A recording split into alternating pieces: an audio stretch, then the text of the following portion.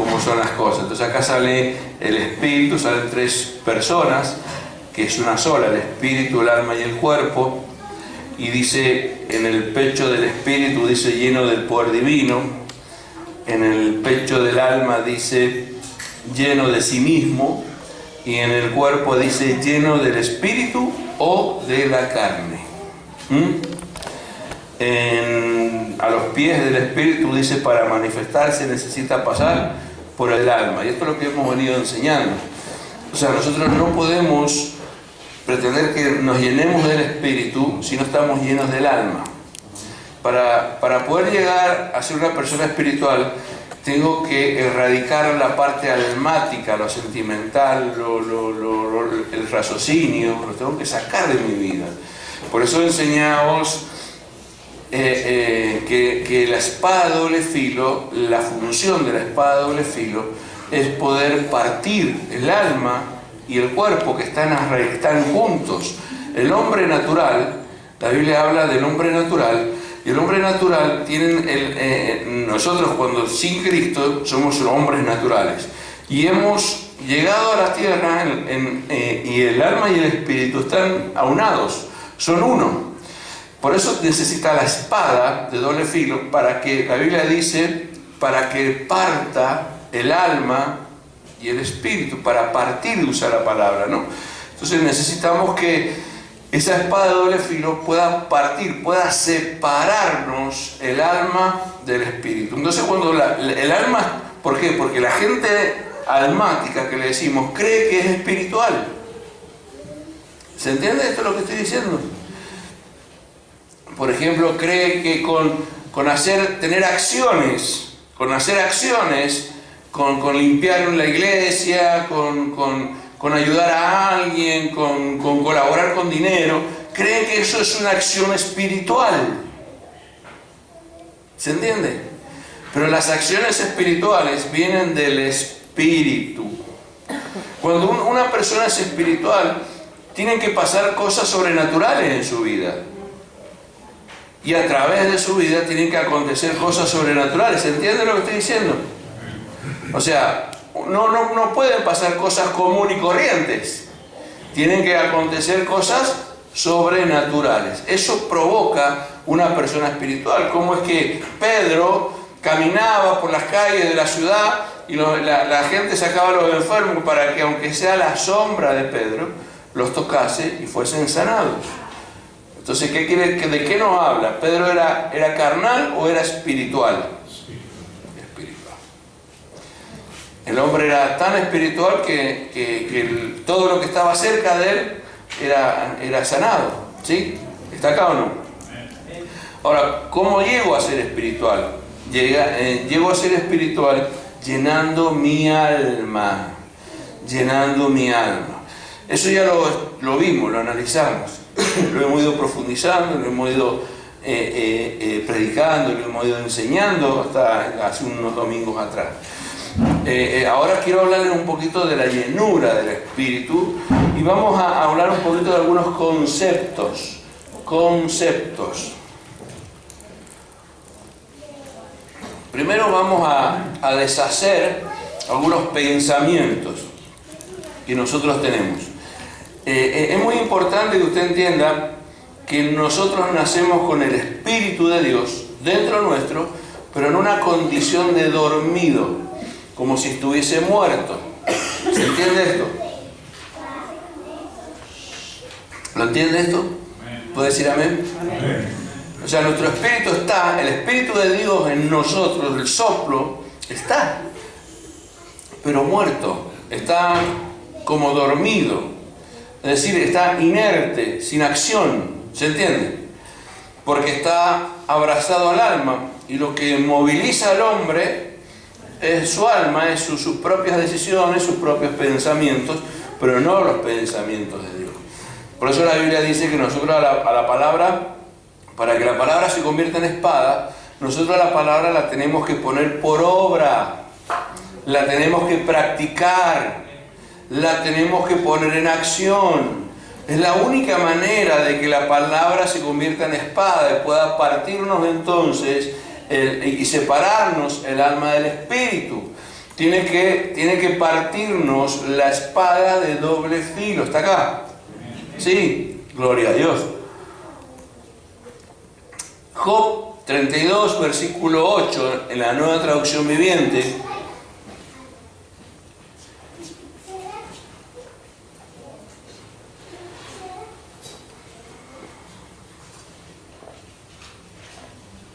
Job 32, 8 dice: sin embargo, hay un espíritu dentro de las personas, el aliento del Todopoderoso en ellas, que las hace inteligentes.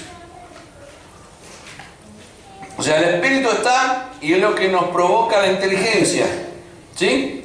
Pero usted sabe que la Biblia habla, Pablo dice y enseña que nosotros tenemos que tener una inteligencia superior a la que tenemos. Todos nosotros somos inteligentes de alguna manera, ¿sí? Pero la Biblia dice, Pablo dice, ustedes tienen que tener inteligencia espiritual. Inteligencia espiritual. Y eso es muy interesante. Entonces, ¿por qué? Porque entonces nos está hablando de dos tipos de inteligencia. Entonces debemos entender que hay dos tipos también de sabiduría. Hay una inteligencia natural o humana, ¿sí? que es un espíritu, ¿sabía eso? Pero también hay una inteligencia, una sabiduría espiritual. Una sabiduría espiritual. ¿Dónde consigo la sabiduría espiritual? En mi relación con Dios, en el conocimiento de la palabra. Consigo yo la sabiduría espiritual, yo siendo una persona inteligente espiritual. Es decir, una persona inteligente espiritual filtra las cosas. ¿Pero cuál es el filtro? ¿Usted cómo filtraría las cosas para saber si vienen o no vienen de Dios? Pues la palabra. Claro, la palabra tiene que ser un filtro. Tiene que ser el filtro que nosotros debemos usar. Dice, ¿se acuerdan? Yo siempre hago mención de esto. Una tapa de un libro que nunca leí. Eso sí estará todavía. Pero la tapa del libro decía: ¿qué haría Jesús? Así se llamaba el libro, ¿no? Y siempre eso me dejó pensando, ¿no? Para que nosotros podamos filtrar las cosas. ¿Qué haría Jesús? Hola. ¿Está acá? Entonces, es muy importante entender que tenemos un espíritu dentro nuestro. ¿En qué condición está ese espíritu si no somos espirituales? Ese espíritu está dormido, ¿sí? También en Job, capítulo 33, versículo 4, en la NTV también, dice: el Espíritu de Dios me ha creado y el aliento del Todopoderoso me da vida. ¿Sí? Es decir, el Espíritu está. El problema es que no lo hacemos que funcione. No lo activamos. Está acá. Ahora, miren qué interesante lo que estamos hablando todavía del Antiguo Testamento. ¿Por qué? Porque era la condición del 99,9% de las personas del Antiguo Testamento. Ahora, en el Nuevo Testamento nosotros tenemos, o en la gracia, tenemos una nueva acción, que es la acción de que por medio de aceptar a Cristo en nuestro corazón y poner a funcionar la palabra en nuestra vida, nosotros tenemos el 100% de posibilidades de que el Espíritu despierte. Pero mire lo que hace Dios, segunda de Crónicas, capítulo 36, versículos 22 y 23. Esto está en la Reina Valera. 36, 22 y 23. ¿Qué? Reina Valera. ¿Qué libro? Segunda de Crónicas. Segunda de Crónicas 36, 22 al 23 leemos. Principalmente el 22. Dice: mas el primer año de Ciro, rey de los persas, para que se cumpliese la palabra de Jehová por boca de Jeremías, escuche lo que dice: Jehová despertó el espíritu de Ciro, rey de los persas. ¿Qué es lo que hizo Jehová? despertó el espíritu. Es decir, entonces, ¿cómo estaba el espíritu del persa Ciro? Y tenía que hacer... Ahora, Dios... Había una profecía de Isaías de unos 400 años antes, perdón, no de Isaías, pero había una profecía, no recuerdo de quién, pero había una profecía que decía y daba el nombre de Ciro, donde decía que Ciro tenía que hacer la obra que Dios le enviara a hacer. ¿Se entiende? Entonces, para que se cumpla, dice, por eso dice, para que se... el profeta Jeremías, acá lo está diciendo, pues. Dice más, al primer año de Ciro, rey de los persas, para que se cumpliese la palabra de Jehová por boca de Jeremías, Jehová despertó el espíritu de Ciro, rey de los persas. O sea que nosotros, para hacer algo en Dios, nuestro espíritu, ¿cómo debe estar? ¿Estará despierto nuestro espíritu para hacer lo que creemos que estamos haciendo de Dios? Qué pregunta, ¿no? ¿Cómo estará nuestro espíritu? Después usted lea la historia de que está acá.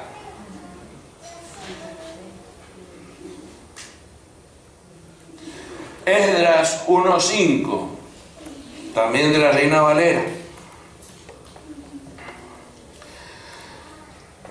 Esdras capítulo 1, versículo 5 dice: entonces se levantaron los jefes de las casas paternas. Mire, qué cosa importante.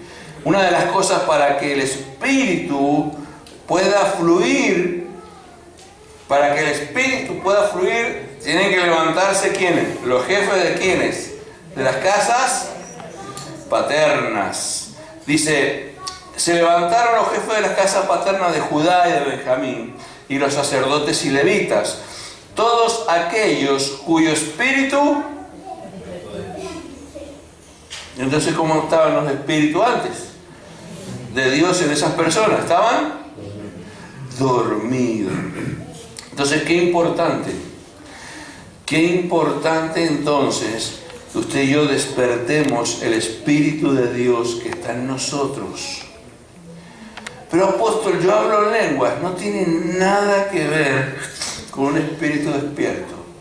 Porque el hablar en lenguas es que el Espíritu Santo está en usted y es una manifestación de que está, pero no significa que esté funcionando. El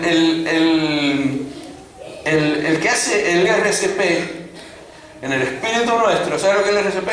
Sí. Creo que es resucitación cardiopulmonar, ¿no?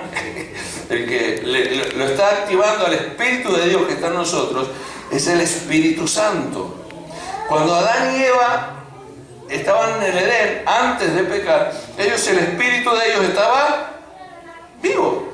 Estaba el Espíritu de Dios, el hálito de vida, el aliento, estaba vivo. Entonces podían caminar con Dios, hablar con Dios, conversar con Dios. Hola. Escuchar la voz de Dios. ¿Qué quiere decir esto? ¿Que nosotros hoy día podemos hablar con Dios, caminar con Dios y escuchar la voz de Dios? Sí, si el Espíritu de Dios está vivo, o nosotros despertamos el Espíritu de Dios, el hálito de vida en nosotros, lo despertamos a través del Espíritu Santo. Qué cosa terrible.